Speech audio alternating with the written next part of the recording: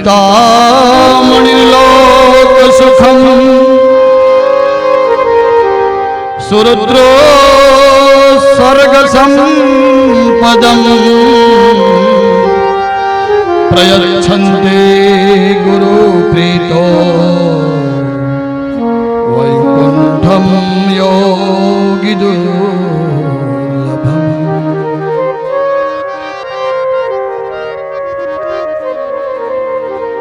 प्रयच्छन्ति गुरु प्रीतो वैकुंठम योगी दुर्लभम।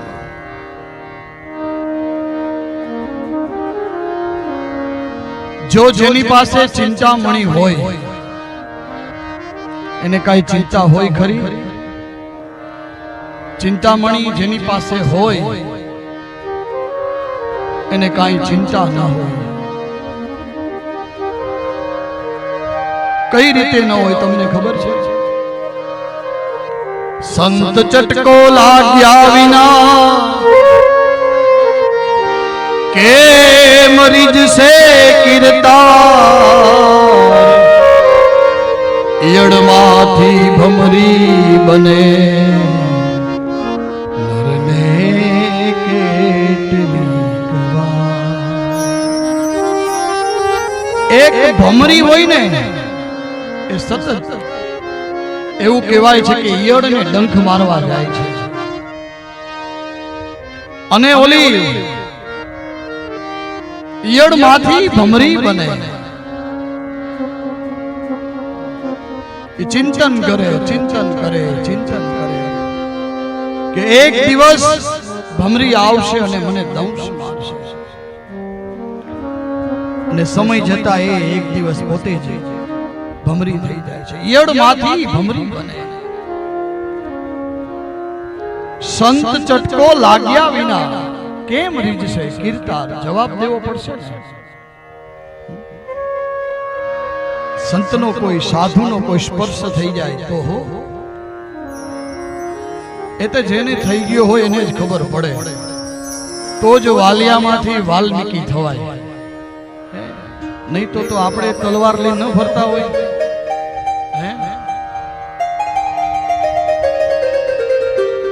એટલે પ્રયચ્છન્તિ ગુરુ પ્રીતો વૈકુંઠમ યોગી દુર્લભમ. હે સૃષ્ટિ, તમે કોણ છો? તમને ખબર છે?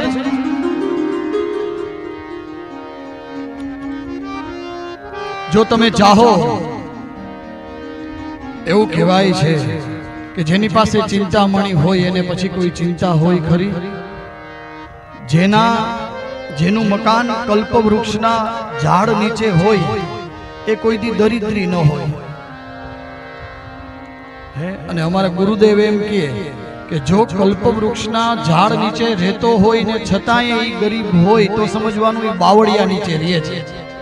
કલ્પવૃક્ષનો વાંક નથી એમાં, તો એનો વાંક નથી. અને ભગવાન પ્રયચ્છન્તિ ગુરુ પ્રીતો વૈકુંઠમ યોગી દુર્લભમ. તમે ચાહો તો વૈકુંઠ અપાવી શકો ગુરુદેવ.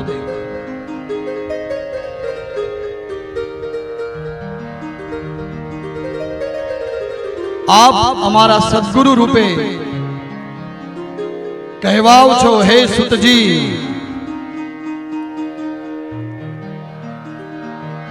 અને એ સમયે